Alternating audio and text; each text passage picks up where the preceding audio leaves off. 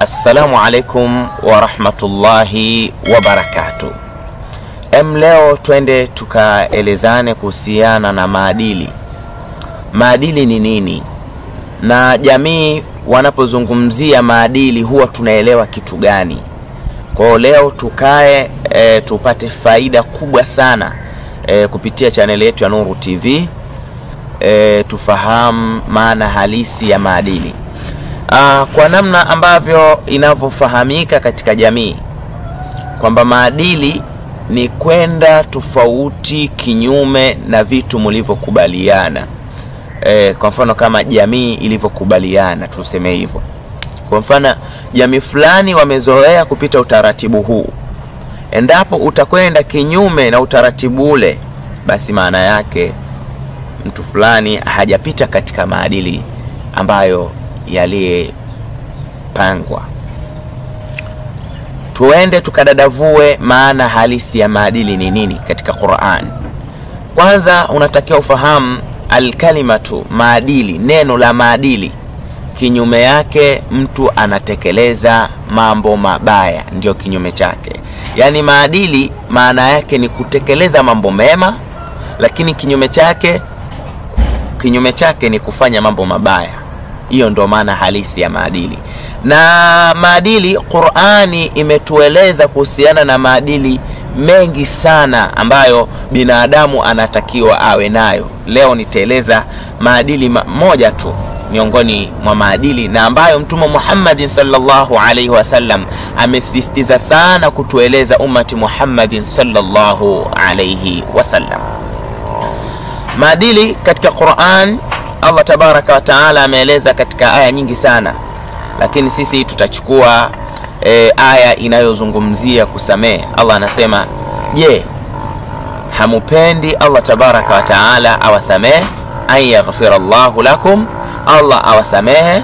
Basi ukitaka Allah akusamehe, basi kuweni na kawaida ya kusameheana. Ina maana Allah tabaraka wa taala anataka kwanza sisi kama sisi tuwe tunasameheana, haijalishi mtu amekufanyia kosa gani. Twende tukaangalie faida ambazo zinazopatikana pale ambapo unapomsamehe mtu kwa ajili ya Allah, yani kwa ikhlas. Ukimsamehe mtu kwa ajili ya Allah tabaraka wa taala kwa ucha Mungu, faida yake ni nini?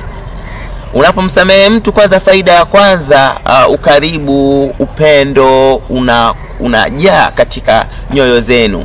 Katika nafsi yako itakuwa unajisifia ukikaa, mtu fulani nimemsamehe bwana Sheikh Salum, nimemsamehe. Lakini pia huyu ambaye aliyesamehewa naye atakuwa anasema mtu fulani mashaallah amenisamehe. Kwa hiyo ni kitu ambacho kinajaza mapenzi kati ya aliyesamehe na aliyesamehewa. Hiyo ndiyo faida ya kwanza. Lakini faida ya pili ya mtu ukishamsamehe, faida ambayo unayopata, basi kwamba unajaza au unajenga jamii iliyokuwa bora. Jamii iliyokuwa bora kivipi? Ina maana usipomsamehe mtu utakuwa unabaki na dukuduku na kutangaza jamii, mtu fulani mimi amenifanyia kosa baya, na jamii wanamtambua yule ni nani? Mtu mbaya. Kwa hiyo jamii inakuwa inajaa kwa fitna, mtu fulani mbaya, mtu fulani mbaya. Kwa chuki inakuwa inajaa. Ina maana pale ambapo unapojaribu kumsamehe au unapomsamehe mtu, basi tambua unajenga jamii iliyokuwa bora, jamii yenye huruma, kusameheana, na watu wanaelewa kwamba mtu fulani kwamba mtu fulani yuko vizuri katika upande fulani. Kwa hiyo ndugu zangu katika imani, Mtume Muhammad sallallahu alaihi wasallam ametusisitiza sana tuwe na kawaida ya kusameheana. Tuwe na kawaida ya kusameheana kama endapo mtu amekukosea, haijalishi umefanya kosa gani. Jamani, tuwe na tofauti na watu wengineo. Kwa mujibu wa mshairi mmoja wa Arabic anasema kwamba kuwa tofauti ma'al ashkhas ukhra, pamoja na watu wengineo. Watu wengineo wapo vipi? Endapo utawakosea na wakajua mimi nina uwezo wa kumjibu au kujibu mapigo yake ambayo aliyenifanyia, basi mara nyingi mtu anaangalia njia gani wewe ya kukuangusha chini, ya kukudhalilisha, ya kukufanya na wewe uonekane mbaya. Sasa kuwa tofauti na hawa, utofauti wake unakujaje? basi fasafih, yani msamehe. Baada ya kumsamehe basi inajaza mapenzi kwenu nyinyi. Kwa kusamehe ni jambo ambalo ni kubwa sana, pia lina faida juu yetu hapa duniani na kesho akhera. Kwa nini nimesema kesho akhera? Allah tabaraka wa taala anatueleza katika Qur'an pia kwamba mtu yoyote ambaye atamkosea ndugu yake, basi inatakiwa aende akamuombe msamaha, kwani kumuomba msamaha kwake basi Allah tabaraka wa taala ndio itakuwa sababu na Allah tabaraka wa taala kukusamehe. Naelewa? Kwa Mtume Muhammad sallallahu alaihi wasallam alijipamba na maadili haya katika kusamehe. Yani ikafikia wakati Rasulullah sallallahu alaihi wasallam, maadui ambao walikuja kumuua, walikuja kumpiga vita Rasulullah, aliwasamehe katika Fathu Makkah.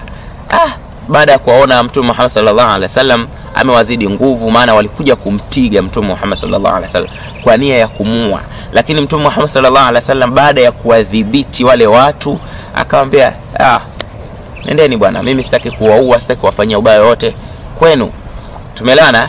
Kwa hiyo jambo la kusamehe ni jambo muhimu kwa sisi Waislamu, katika ndoa zetu, katika kazi zetu, katika mazingira yetu yote ambayo yaliyotuzunguka, na huu ndio Uislamu na haya ndio maadili. Inshallah kipindi kijacho tutakuja kuzungumzia maadili mengineyo, lakini usisahau kusubscribe ili video ambayo tutakayoituma ili wa kwanza kuiona insha Allah. Wa alaikum assalam